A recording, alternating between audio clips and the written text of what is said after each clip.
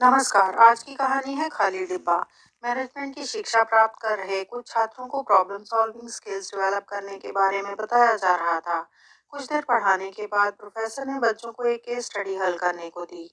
Japan की एक साबुन बनाने वाली कंपनी अपनी क्वालिटी और वर्ल्ड क्लास प्रोसेसेस के लिए जानी जाती थी, पर आज उनके सामने एक अजीब समस्या खड़ी हुई। उन्हें शिकायत मिली कि एक ग्राहक ने जब साबुन का डब्बा खरीदा तो वो खाली था। शिकायत की जांच की गई तो पता चला कि जो कंपनी की तरफ से ही हुई थी।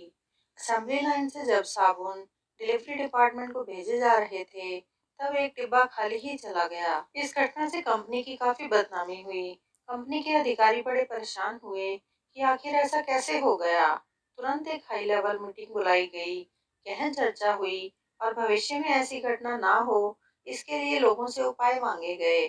बहुत विचार विमर्श के बाद निश्चय किया गया कि असेंबली लाइन के अंत में एक एक्सरे मशीन लगाई जाएगी, जो एक हाई रेजोल्यूशन मॉनिटर से कनेक्टेड होगी।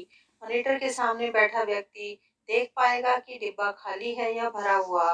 कुछ ही दिनों में ये सिस्टम लागू कर दिया गया, पर जब एक छोटी रैंक के कर्मचारी को इस समस्या का पता चला, तो उसने इस समस्या का हल एक बड़े ही सस्ते और आसान तरीके से निकाल दिया।